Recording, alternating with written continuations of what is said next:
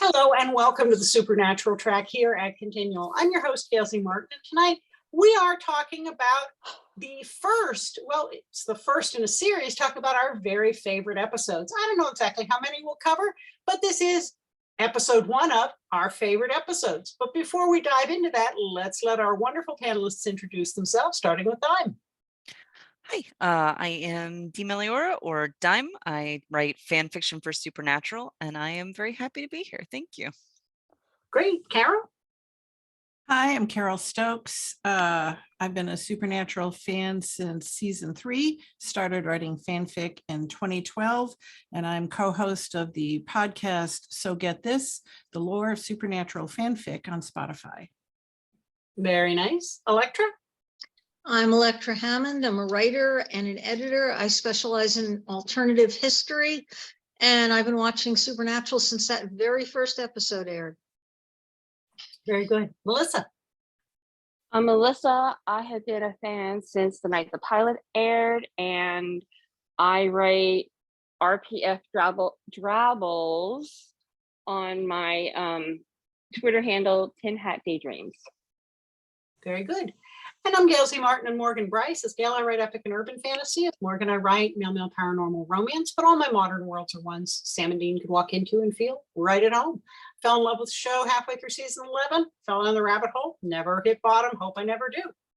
So we're going to talk about some of our very favorite episodes and go into a little depth about what makes them so special. So we're going to hit one each time we go around, and starting with Dime, kick us off.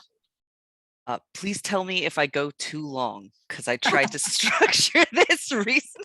I'm waving my arm. This, you'll know. I promise to look up and then back down again. I will try that. So humorously enough, I picked 2 episodes that are the same number but different seasons. And the first one that I chose was Playthings, which is, of course, the episode that launched a couple thousand fic at this point, maybe more. It is, in my opinion, one of the most quintessential Supernatural episodes there are. It's got every kind of aspect of what made, especially the early seasons, really impressive. It manages to marry a Monster of the Week case fic kind of feel with a very larger plot that's going on in the background without either of them feeling rushed or forced or inserted. It's capable of reminding you that there are much higher stakes than what's happening, but also reminding you that Sam and Dean are at that point still low stakes guys. Like, they're saving families, they're saving kids, they're saving parents.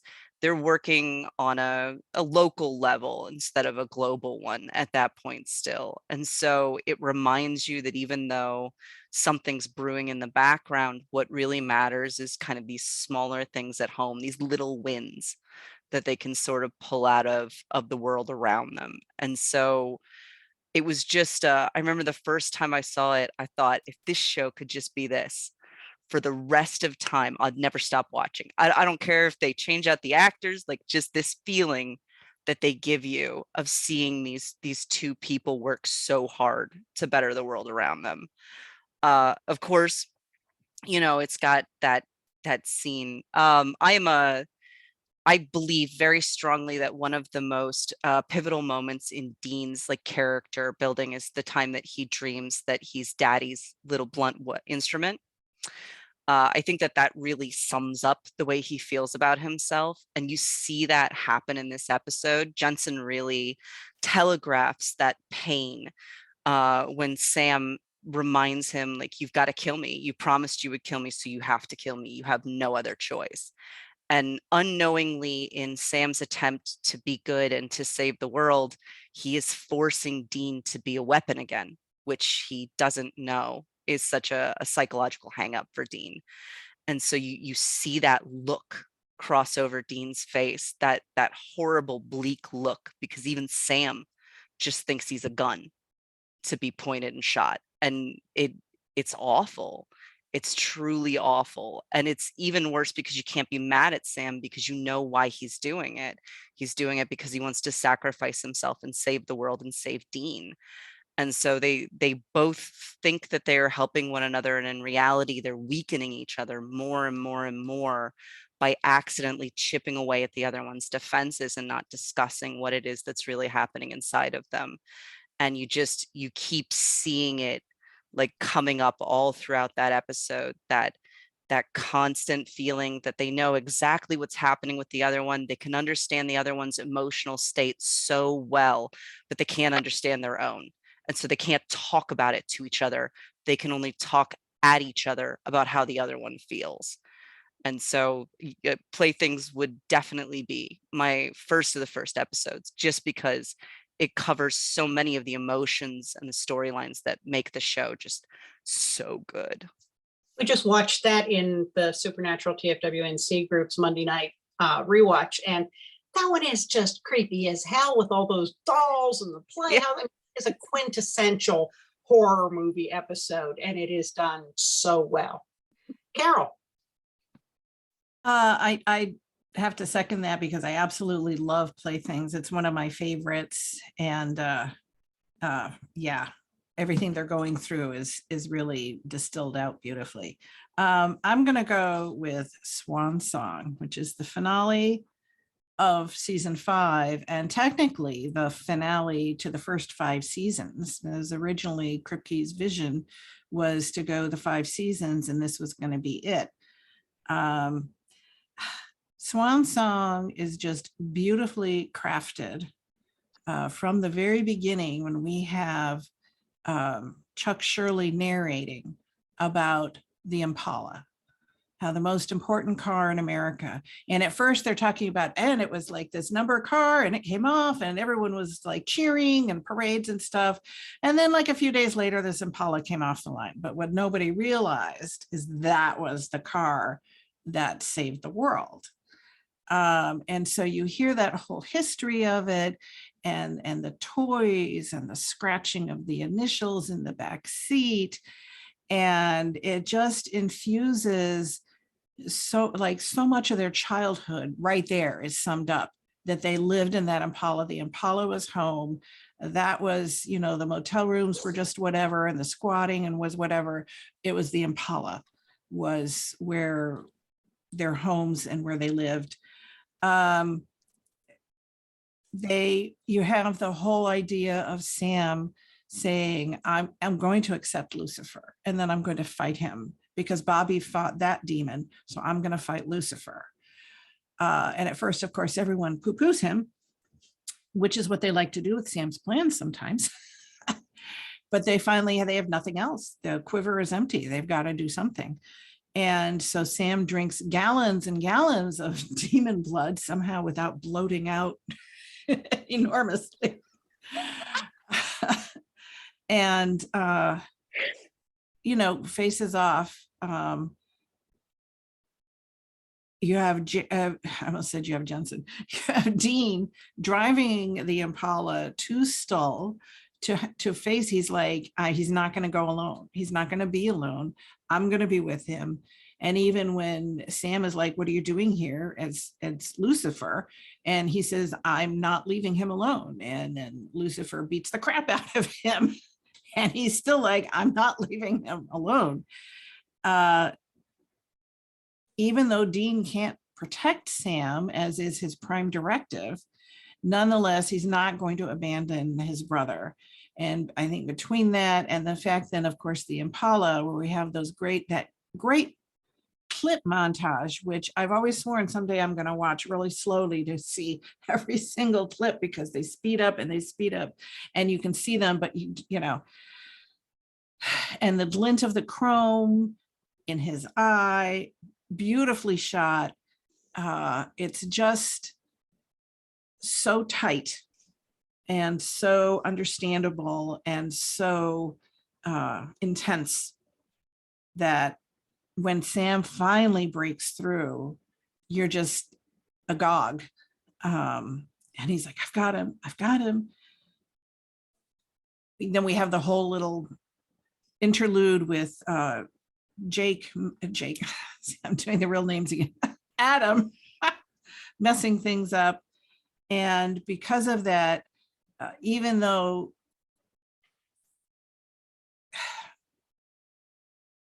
Sam has to go in, but he of course takes I'm getting the names so mixed up.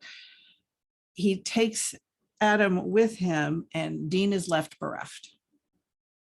And we're happy because, hey, he saved the world. Lucifer is locked away. And we're crushed because Dean is crushed. He's devastated. His brother is gone to spend endless eternity, as far as he knows, in the torment of hell. And it just, it doesn't get worse than that. But he picks himself up and he goes off to Lisa, as he promised Sam he would. And you can tell he's just kind of doing it by the numbers. He's doing it because he made that promise. He really just wants to lay down and give up, but he can't, because he promised Sam he would go to Lisa. And I think the only wrong note in it for me is then when they pan back and you see Sam standing under the streetlight. And to me, that kind of undercuts what we saw, because we saw him sacrifice and we saw him do it.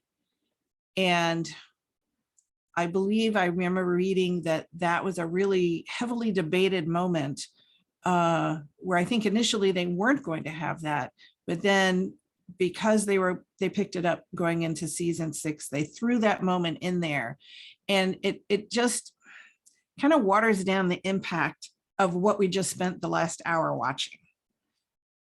Your mileage may vary. That's my opinion.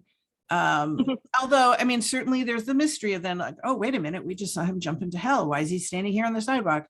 So it does present that, but you could have done that in episode 1 of season 6. But otherwise, beautiful episode, emotions run high, and I never see it without tears. Okay, Elektra? All right. Season 8, episode 12, As Time Goes By. For me, this is the midpoint of the series where everything changes. And it reminds me in many ways of Jim Butcher's Harry Dresden series. The book changes because the same thing happens. Everything is different after this episode. There are so many pivotal moments in here. It starts with the explanation of why the heck John Winchester's father disappeared. That's right loaded up front. Henry Winchester comes in, says goodbye to John Winchester as a child, goes off to do his little thing with the men of letters, and then all hell breaks loose. And he shows up in the boys' motel room closet.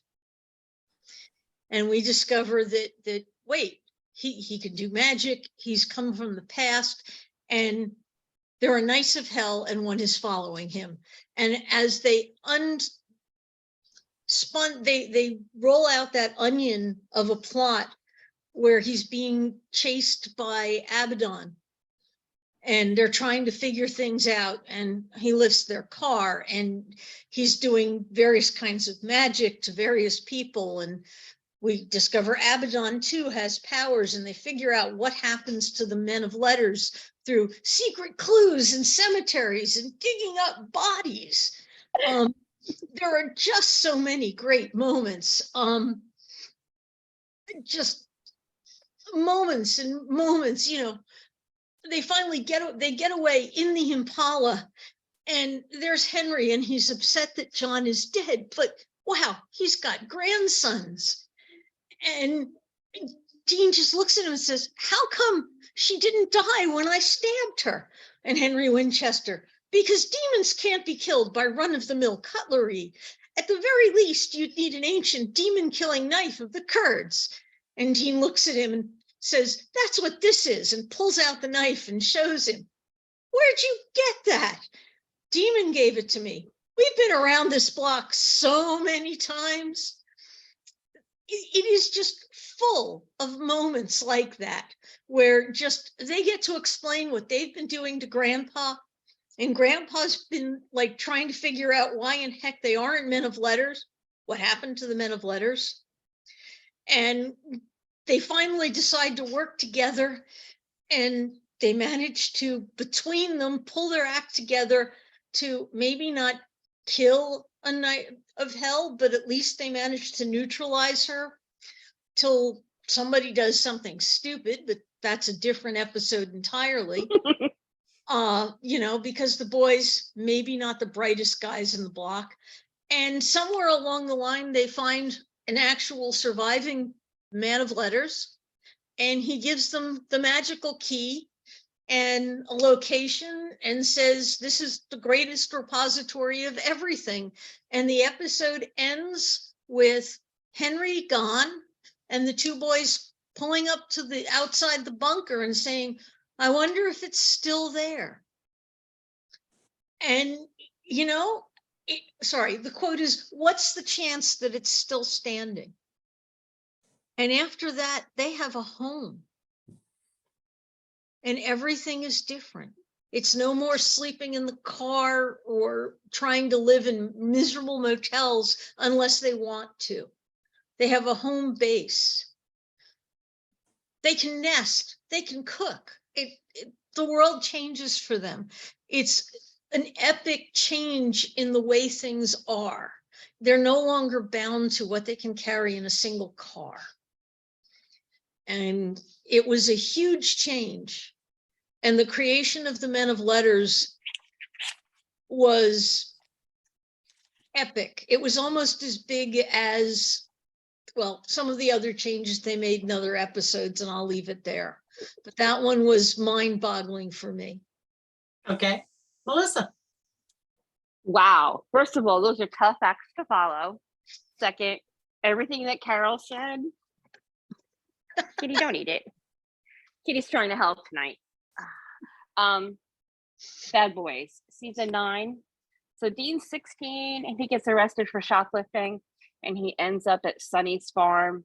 And part of the reason, if you know me, why I love this episode is it's the perfect example of John Winchester's A+ parenting.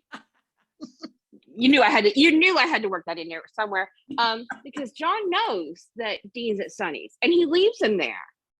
He's like, guys, gotta learn a lesson. Like, okay, whatever. That's just quintessential John.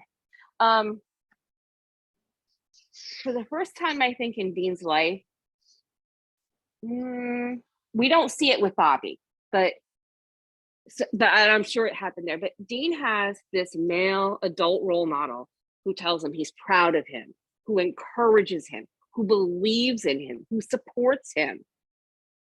This is Dean's apple pie life. Everybody says, people think it's Lisa. This was his apple pie life. He got to go to high school. He got to he was doing well in school. Was on the wrestling team, won the championship for his weight class. He had normal. He had a girlfriend. He had friends. It was normal life. Absolutely normal life. We learned that Dean doesn't want to be a hunter. He's talking to Sonny. Sorry, he's really trying to help by eating the book. He tells him that he's got to follow in his father's footsteps. It's not something that he wants, but that's kind of what he wants to do. When he's talking to the girlfriend, he says that he wants to be a mechanic when he grows up, and she's a little startled by that. And he says, well, the thing is with cars, you fix them and then they leave and they're not your responsibility anymore. And when I rewatched the episode for this, I actually had to stop and think about that. He's 16 years old and he's dreaming of a time when he doesn't have to be responsible for anyone. Wow. Again, John Winchester, A+ parenting. Just gonna let it there. He's exhausted from all this responsibility. And then the big dance. It's the first dance he's ever got a chance to go to. He's gonna go with his girlfriend. Sonny comes up and says, your dad's out front. He wants you to go because there's a job to do. I'm willing to fight for you to keep you here. And you can see the hesitation in Dean's face. He's uncertain and he goes, the horn. John honks baby's horn. Dean goes to the window and what does he see? He sees Sammy leaning out the window, fly in a plane, and Dean stops for a minute, and all of a sudden he starts laughing, and there's this huge grin, and nope. Even though it seemed like he wanted to stay at Sunny's, and he was really close to asking Sunny to fight for him so he could have his own life, so that he could not be responsible for Sam or saving people or anything else. There's Sammy leaning out the car window, playing with a toy, and instantly you see how much Dean loves his brother. He didn't go back for John. He didn't go back for hunting. He went back for Sammy. And to me, that is, Sam with the apple pie life, with college and everything. This was Dean sacrificing his best shot at normal, and he did it for Sammy. And that episode kills me every time I watch it, even though Jared and Jensen really aren't in it very much, because the story really is young Dean and all the things he went through. And it's one of my favorites. Okay. Well, and mine kind of bookends with that, because one of my favorites is What Is and Should Never Be, which is the gin episode. And it's coming up real close on Dean's deal. And they're hunting a gin. By the way, I am a sucker for her comfort stories, and I am a total sucker for gin fan fiction. But they're hunting a gin, and all of a sudden Dean wakes up in this suburban house next to this beautiful woman, and there are bills in his name, and she tells him he has a job, and there are pictures of his mom and his family. And Dean is just wandering around at first, trying to figure out what happened, where he is, what's going on. This is good, but he doesn't completely trust it. He can't explain why he doesn't trust it. Those instincts are there, although he doesn't remember being a hunter, but something seems off, even though this should be perfect. And as soon as he finds out that his mom is alive, he takes off in the middle of the night to go over to her house. And that kind of scares her, because why is her adult son here? And he said, no, it's okay. I'll just sleep on the couch. I just want to stay here. And he sees the pictures. He sees John playing softball. He sees Christmas pictures of the four of them. And he doesn't know why this should be so different. Nobody else is acting like it's different, but this is just mind-blowing to him. And you start to see, I think one of the heartbreaking things about this is, we find out later, manufactured from Dean's own mind. Again, that apple pie life.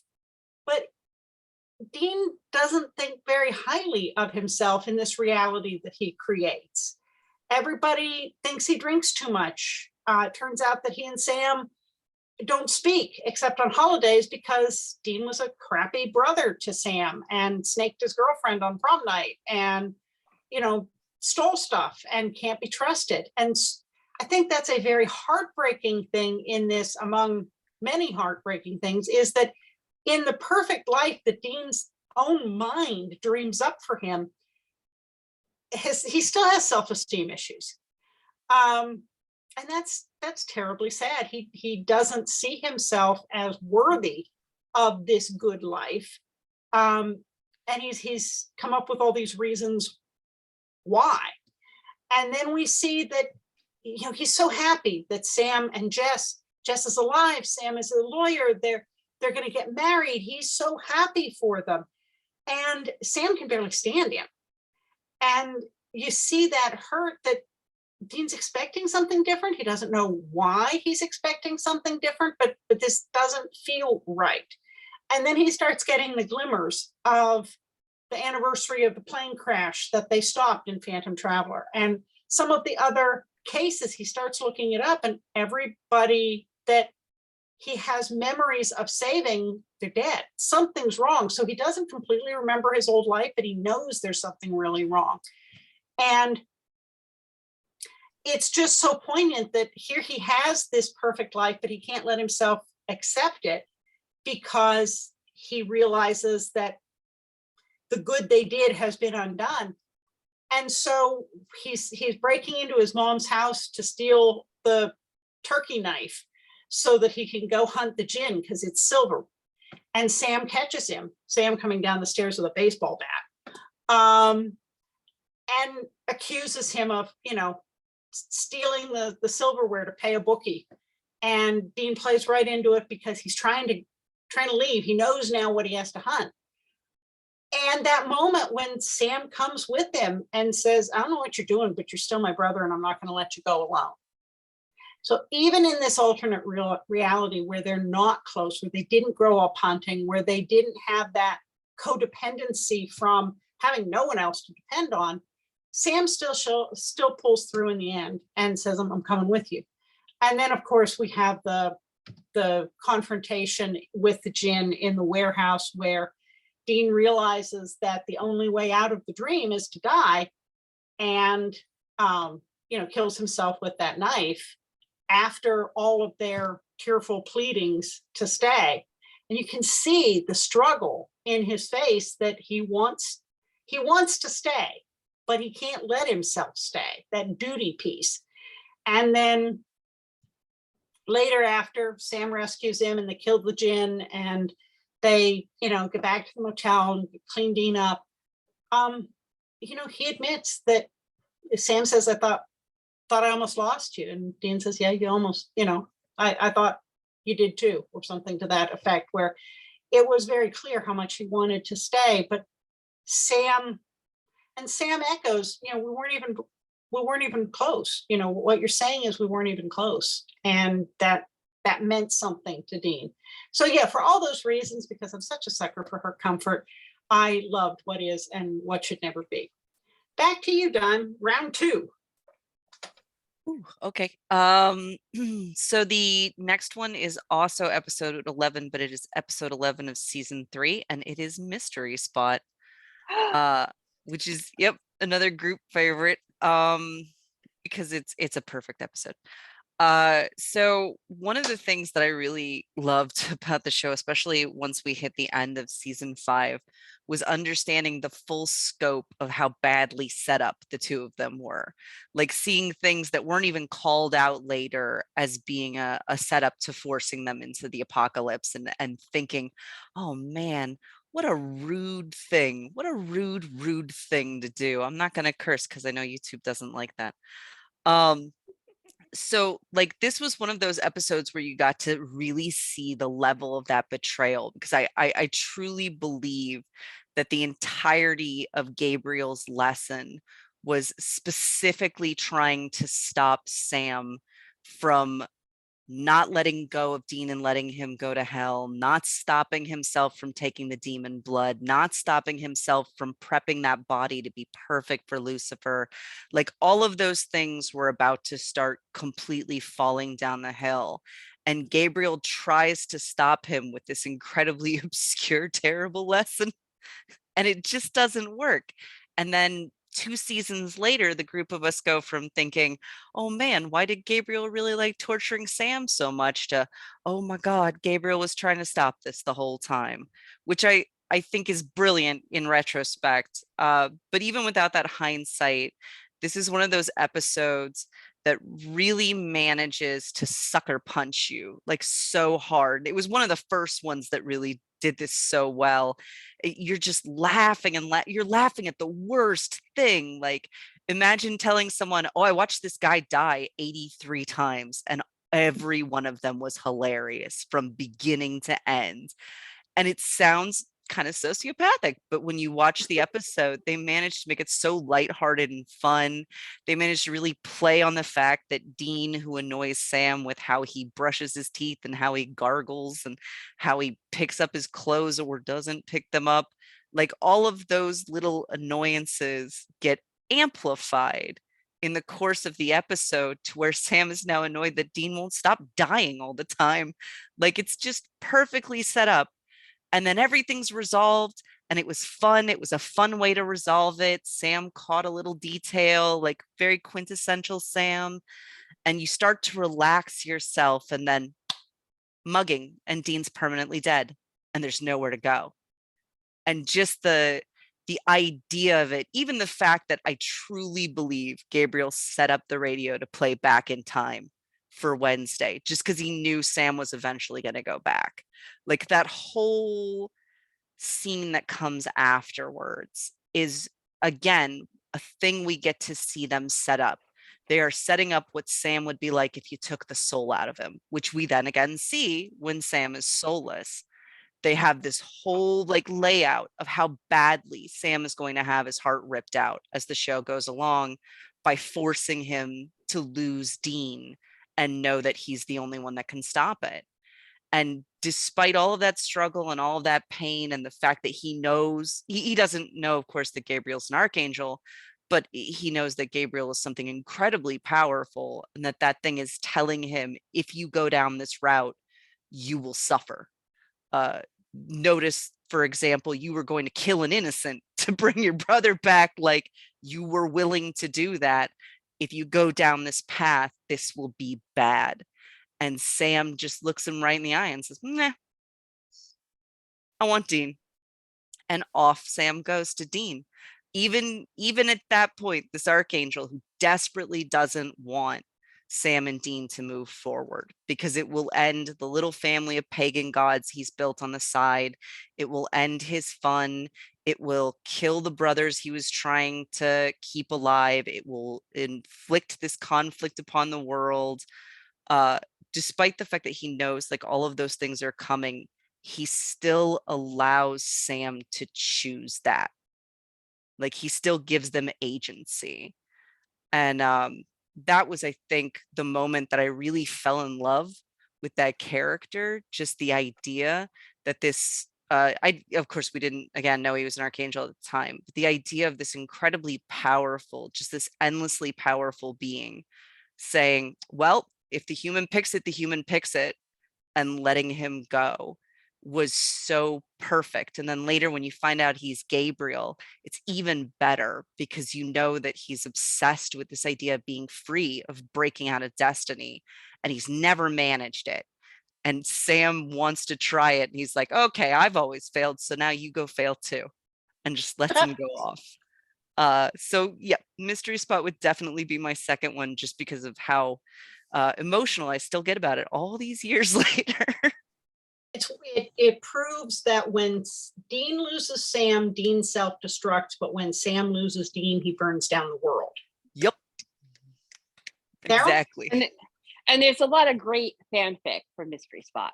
There's a Oh. lot of great fanfic. That's nice. Well, it's one of those pivotal moments where you already have so many what if. It's easy to slot in other what ifs that either they didn't get to, or, what happens after, and so on and so forth. It's a really great, angle where a whole new cosmos can come into play. I'm going to dovetail that with changing channels. Again, Gabriel has come into play, and and again, we're kind of sucker punched, because changing channels is undeniably hilarious. They have a field day making parodies of all these shows and commercials and stereotypes. And we have the cheery, bright kitchen, and they're all smiles, as and the very intro where it's all like, ha ha ha, happy music, and they're laughing and playing catch and riding the tandem bike. Dean has a girl in the bedroom. Dean, we have to do our research. It is hilarious, but they know right away, what the heck, guys, this is not right. But they have nowhere to even start to figure out what the heck is going on. So we get these hilarious little bits, these set scenes. My particular favorite really is the Dr. Sexy one, because I'm a diehard Grey's Anatomy fan. I've watched it from the beginning, and man, they nail it with the whole you know, she loves him and she puts her hand on the window while he's operating. And, you know, they riff on the fact that there was a ghost in the series who was in fact played by Jeffrey Dean Morgan, who was John Winchester. So I love that they threw that in there, you know, great little Easter egg. Dean is smitten because Dr. Sexy is right there. Although because of his encyclopedic knowledge, he realizes it's not Dr. Sexy because he wears motorcycle boots, not sneakers. So they realize that it is Cowboy boots, please. Not embarrassing for It's- him to know that at all. At No. all. no, and the segues between the bits are great. So we're like, we have Dean's point of view, and he's watching the elevator, but then all of a sudden they're in, you know, Nutcracker, which they learn real quick. They don't want to lose that. And then they're just like this. They're snapping in and out of these realities. The CSI one, Sam acts up. So he gets to be punished by doing the herpes commercial, you know.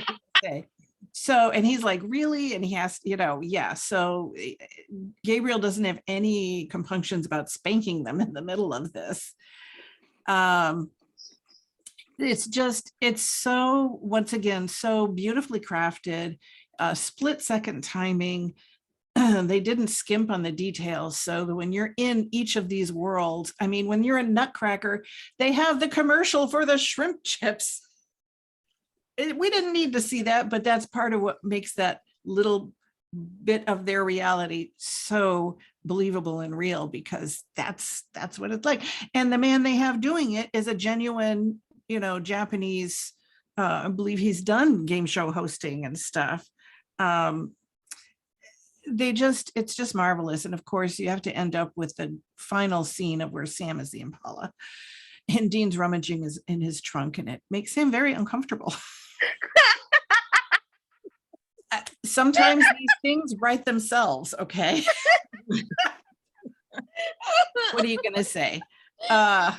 So it is hilarious, but what it really comes down to is Gabriel, once again, they didn't learn it in Mystery Spot. He's trying to teach them again, shut up and play the roles you are meant to play. This is how it's got to pan out. And you got to stop, you know, bucking the order of things here. And of course, they're Sam and Dean, so they don't. And they leave him, they walk away, leaving him in the circle of burning holy oil. And done. And it's a magnificent episode. Magnificent. Okay. Elektra. Okay, continuing on the theme of round 2, this one's going to be a little lighter weight. Season 6, episode 15, The French Mistake.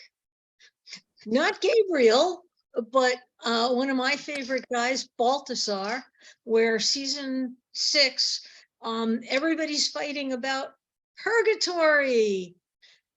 We're trying to figure out exactly where it is and how to get in, and there's all sorts of frantics goings about, and Balthazar decides that the easiest thing to do is to hand Sam and Dean a key and throw them someplace safe for a while. And safe turns out to be Vancouver in our world, where they discover that they're not even in the US, for Christ's sake, they're in Canada.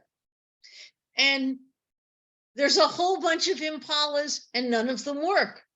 But at least they're actors and they're rich.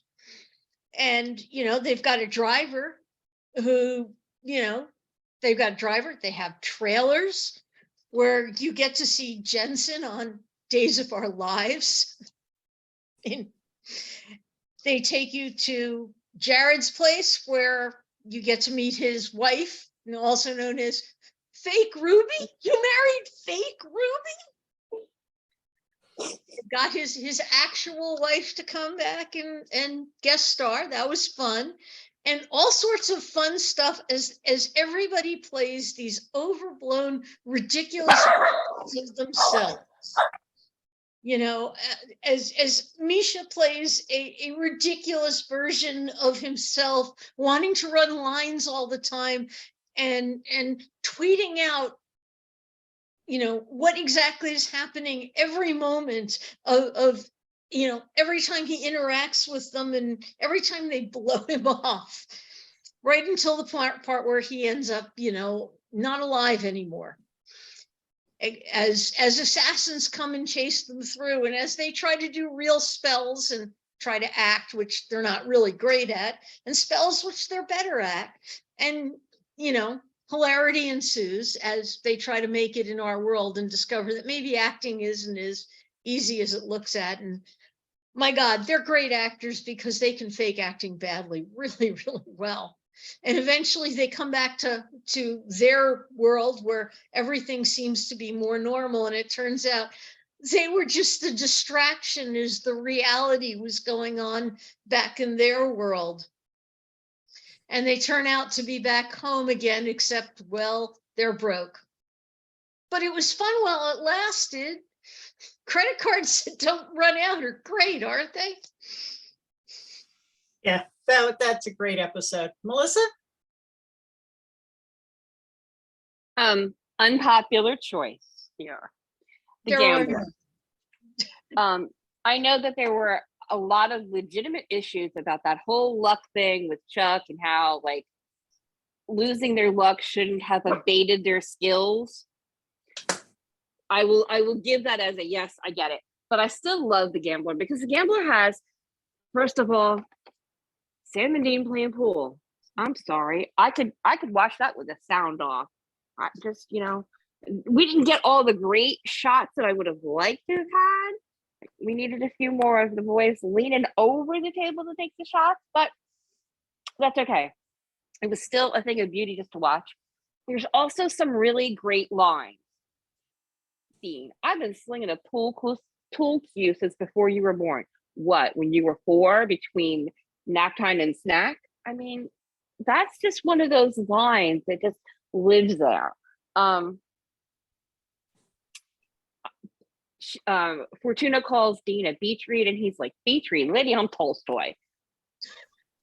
This is just such a fun romp of an episode. It doesn't really advance the plot. It's just silly. It's just fun. But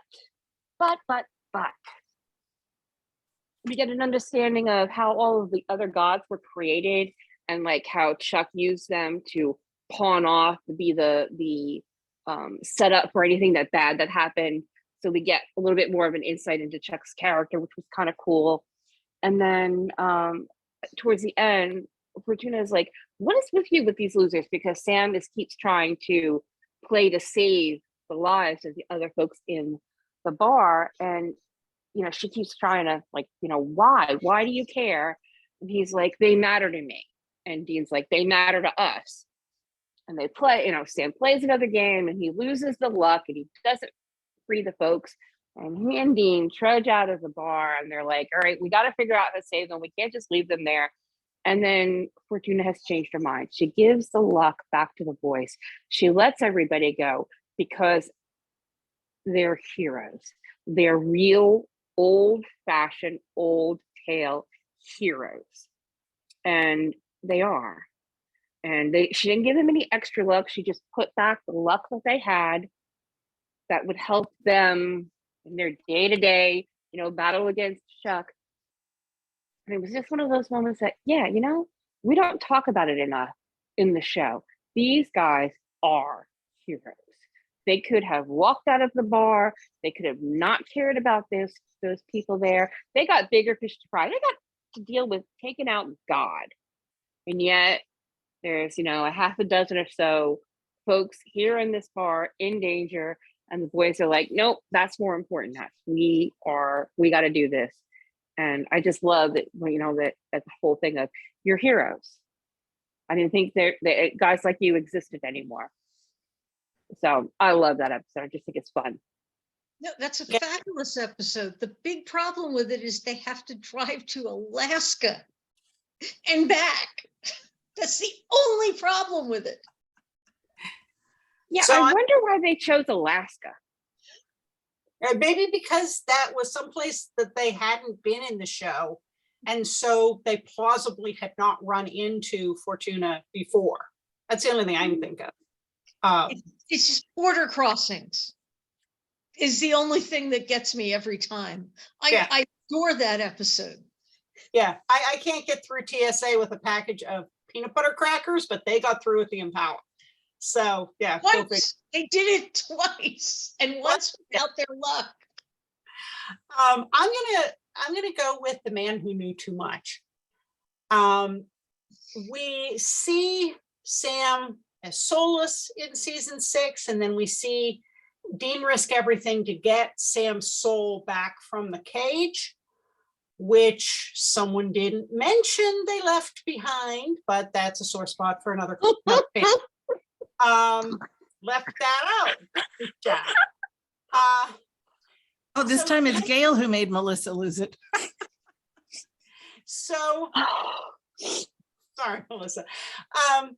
So Dean risks everything to get Sam's soul back. Death gives him his soul back, and Sam is still shattered. So we go through this whole thing of seeing Sam hallucinating and Lucifer and Good Morning Vietnam with Lucifer and the hallucinations, and the wall breaks. Well, once again, somebody broke the wall for a distraction. That's another panel. But the wall is broken. Everything they feared would happen happened. Sam has seizures. Sam collapses. The only thing they can really do is take him to the panic room at Bobby's, where they can try to keep him safe, but they've got to go deal with Godsteel. And so Dean very reluctantly leaves Sam in the safest place he can leave him, with a note that says, this is what we're doing. But he really isn't sure Sam's ever going to wake up.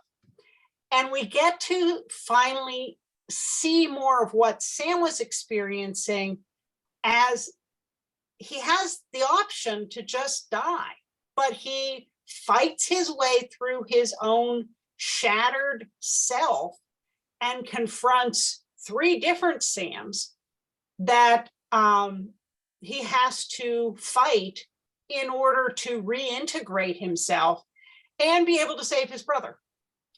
And so he runs into his soulless self. He runs into, I forget what the second one is, but then he runs into the third one, which is the memories of hell.